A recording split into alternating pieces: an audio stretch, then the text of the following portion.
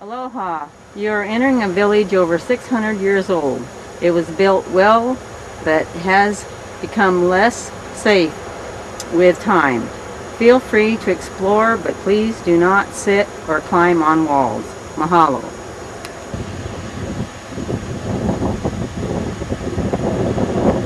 We found the simple pole structures that their houses and canoe sheds and everything were built of, and then it was thatched with native grass. This was a fishing village, and quite a good-sized village. There's everything in this village. There was even this ahead of us is their burial site, where many were buried, and at first they may have lived in part of this. They have piled tons upon tons of rocks in all sorts of formations. One thing, the material was free and very abundant in this area. They have put some banana trees and some taro in a little garden right offside one of the little replica houses. Probably exactly what you would have seen if you entered this village many, many years ago. A little bit of farming goes on and a whole lot of fishing. All the rocks are piled around because they give you heat. At night, the rocks radiate heat, and then it's a little cooler during the day. Some of these structures were inhabited up into the 1920s, and it's thought the only reason they left here was because the wells went dry. The most of their water they got here, their fresh water, was from a shallow hand-dug well.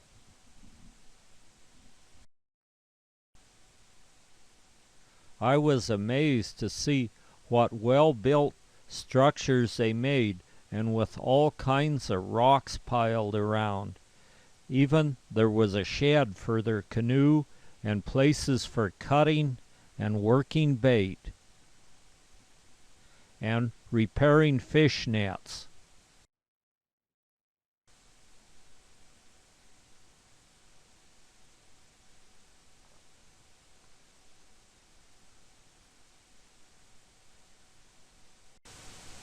There were numerous rocks that were hollowed out, and I thought at first these were rocks that possibly they ground food in, but I found out that they were for evaporating salt out of seawater. They'd carry seawater and put in these little holes in the rock and let the sun evaporate it, and then they had seasoning for their fish and also preservatives for their fish, and if they got enough they could even trade it. We found rows of the salt evaporating little holes in the rocks, and apparently they just went down and gathered seawater and poured in there and let it evaporate. It had rained the night before, so they have water in them, and it's not necessarily seawater, although it probably has a certain amount of salt taste to it. I never tried that, but there are just hundreds of them laying around in the area where it's close to the sea, where they could have done this.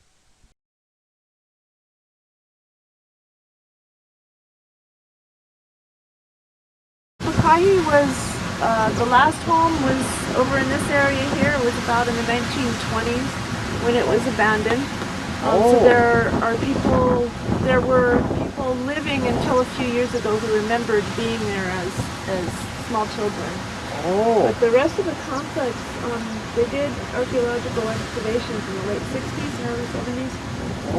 And they're getting dates in the mid 1600s for the earliest parts of the site to be built. But the walls that you see around in here were most likely constructed in the late 1700s to mid 1800s. And I see some what we call mortars over there, or atachis down south. There's salt pans. Oh, and Yeah. what were they used for? To evaporate seawater to produce salt for trade. Oh, and is for that market. right? Yeah. Yeah, I see Yeah. some of them. They're working. It looks like there was water in them. Yeah. Yeah, they're, well, you probably had a heavy rain last night that filled them, but they're actually, for household uses and so on, they'd have the pans in the natural basalt stone, but there are places further south down the coast where there were salt works that were actually produced big, concrete, pans that were constructed for commercial production of salt. Oh, yeah, yeah. And so what were all these rock walls for in here?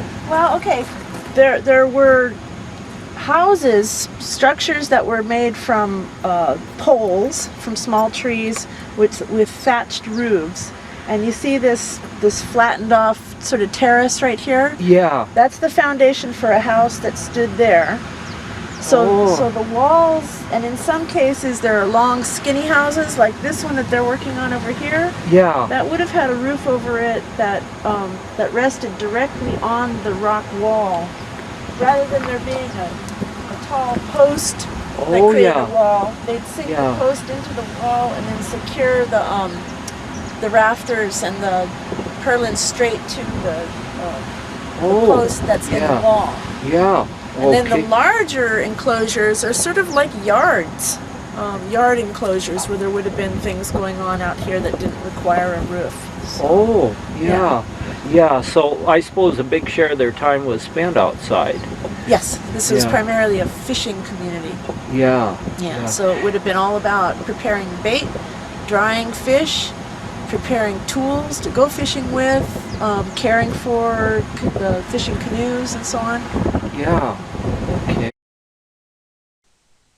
We were fortunate enough to run into Mary Annie. She's the archaeologist that's overseeing the reconstruction where they're rebuilding some of the rock walls that were toppled during the recent earthquakes. So she's seen that they're putting them back exactly the way they were, and they're thick, very well built, dry stacked stone walls. And there are all kinds of paths winding through this. This is more like a city than just a fishing village. It looks like it could have accommodated quite a few people in its heyday. Even the well has a row of stones around it and is still there, although it probably went dry, is why they had to leave. The statue of Kamehameha the Great, the legendary king who united the Hawaiian Islands, stands watch over his descendants in North Kohala. The 8.5-foot tall figure bears the king's sacred feather, cape, helmet, and sash. This is the original of the statue in front of the Judiciary Building on King Street in Honolulu. Cast in Florence in 1880, it was lost at sea when the German ship transporting it sank near the Falkland Islands. A replica was then commissioned and shipped to Honolulu. 2 years after its disappearance, the original statue was found in a junkyard in the Falkland Islands. It was missing an arm which was since been replaced. From the statue, we move on out across some lush ranch land toward the town of Waimea on our way over to the Hilo side of the island. There's some excellent ranch land and even a little bit of cropland out here where on sort of the rainy side of the island where they get a decent amount of rainfall to make some really good cattle and horse pasture. We see herds of cattle grazing on the rolling hills and lots of horses. It looks like a ranch about any place else in the world you might see a ranch.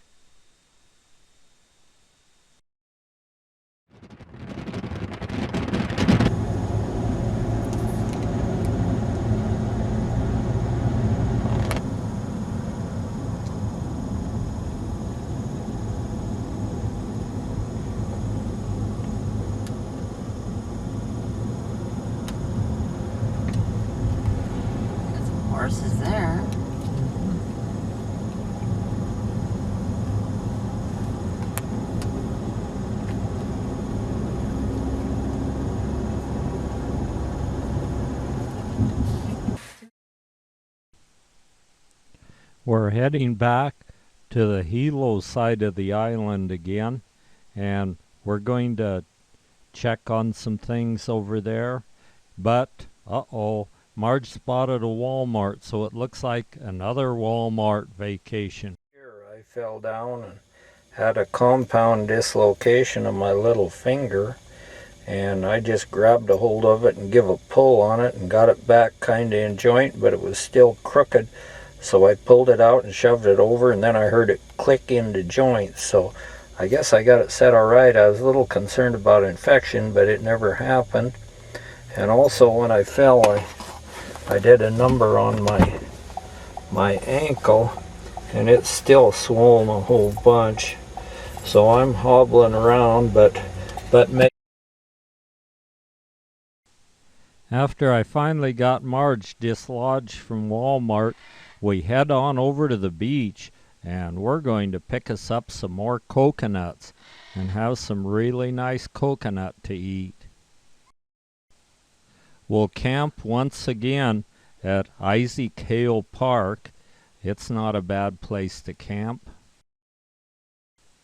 On this side of the island, the sun rises over the sea instead of setting over it like it did on the other side. And we're heading for the hot pond. That'd probably feel pretty good to my ankle. And there is another coconut on the road. We'll grab it. The trees and vines have grown completely together over here, and it's almost like going down a tunnel. The roads are very narrow and a lot of up and down.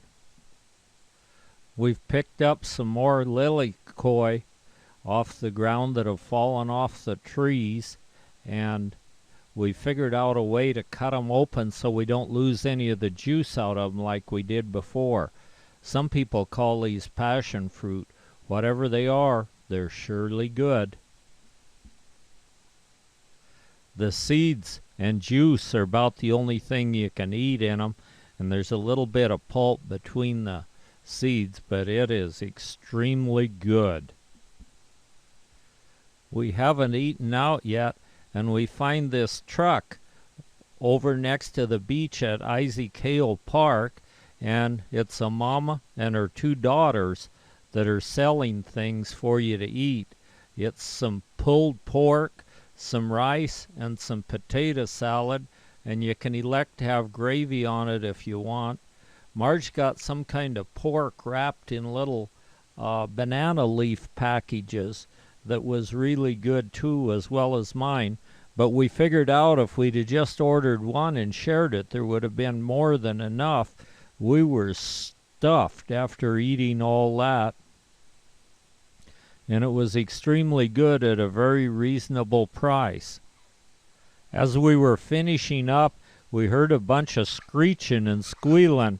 We looked over, and here's some young person has rigged his vehicle where the front brake's locked, and then he just sets and spins his tires until he makes a big cloud of smoke. That must be a little hard on tires. Maybe he's going to be a brain surgeon someday, though.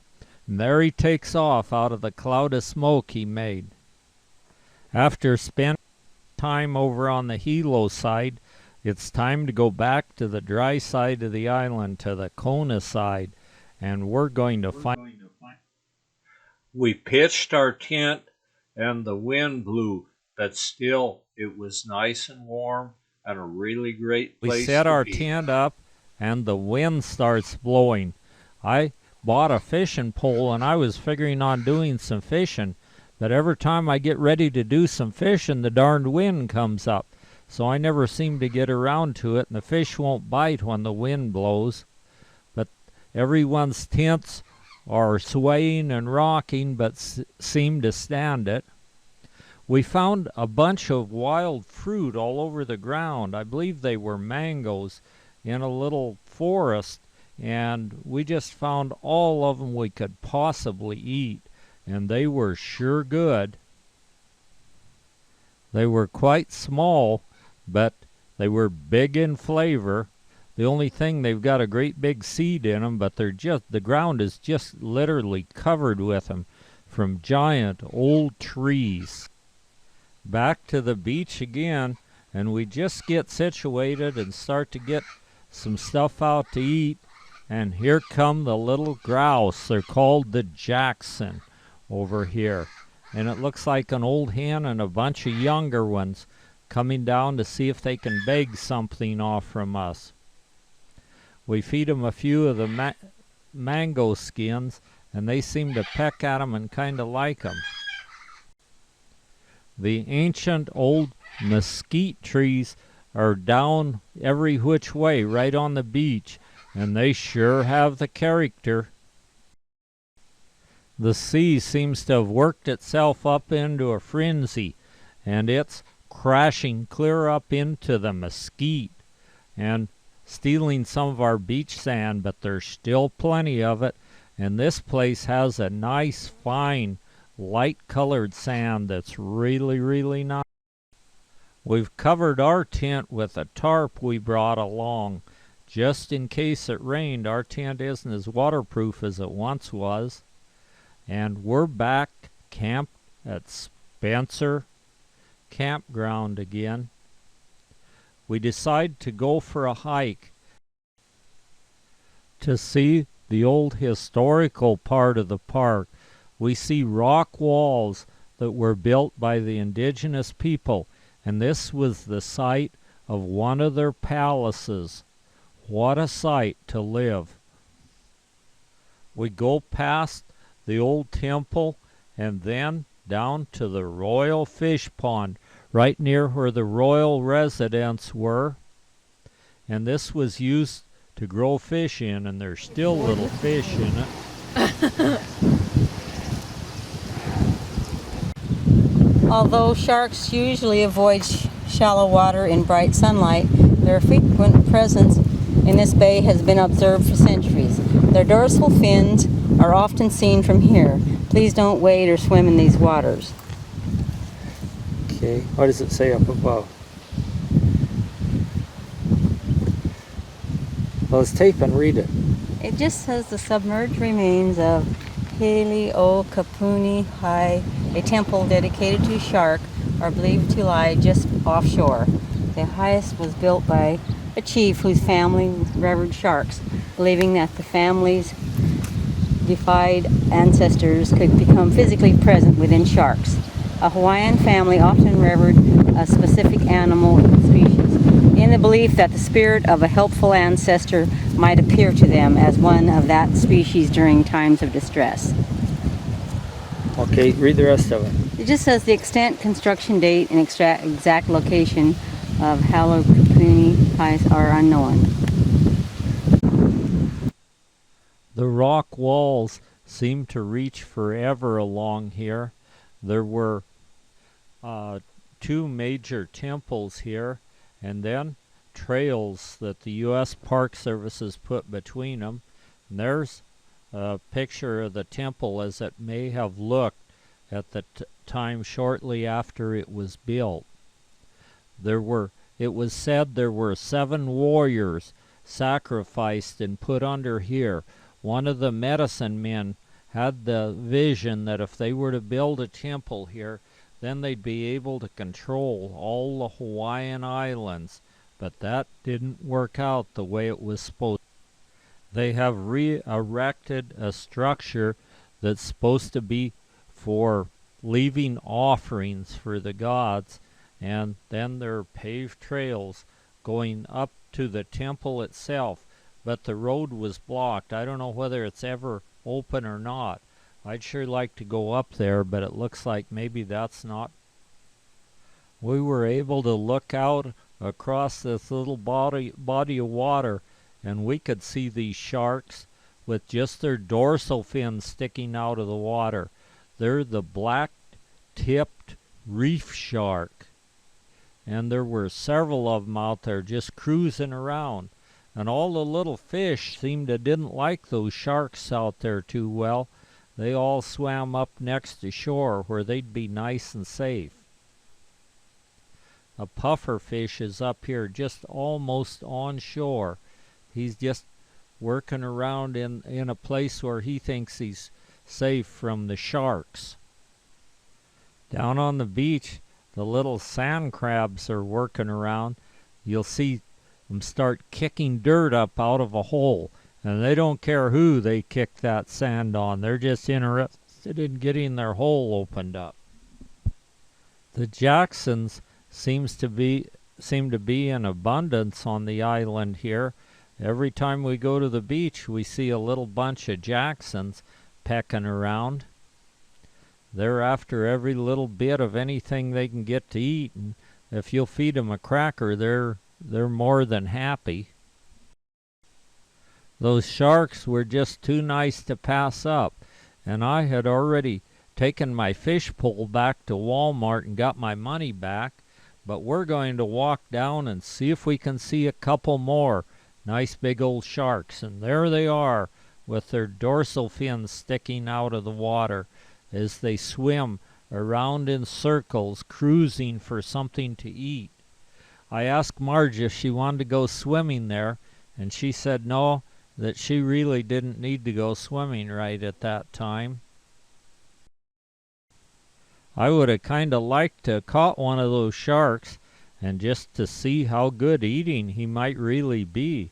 Looks to me like they're big enough they should be darn good eating. He's swimming back and forth, and it looks like they're all about the same size. Maybe it's the mature ones that we're seeing. We go back to the beach at Spencer Campground, and the sun is getting low in the sky. I look down in the water, and there's a big old sea turtle cruising around. I don't know what he thinks of the sharks, but he isn't in the same area they are, and he's staying underwater pretty good, just cruising around. I guess they eat the algae off the rocks. In the sand, I see a set of little tracks. They're from the feral cats, and there are more feral cats here than any place I've ever seen. Another hole from one of the sand crabs as he's kicked the dirt out of the sand out of his hole. As the sea is gently lapping against the seashore and the sun is growing low in the sky, a mita bird dances away, and a little dove is pecking around on the sand. A lady surfer is trying to get that special wave for the airport on the way home. So we go down by the boat basin just to check out the boats, and while I'm down there I talk to a guy about fishing, and maybe I'll go back one day and try a little bit of big game fishing. He says this is about the best place in the entire world if you want to really catch a nice big marlin or something. So I think I'm tempted to come back someday and give it a try. And this would be the kind of boats that you go out on. He had some marlin bills laying up on the land, letting the ants eat the meat off from them, and so he gave me one. So I brought it home, and I'm going to mount. The sun is by now setting low in the sky, and it's time for us to head for the airport to start that long trip home. The airport is more or less an open-air airport, and so the little birds are setting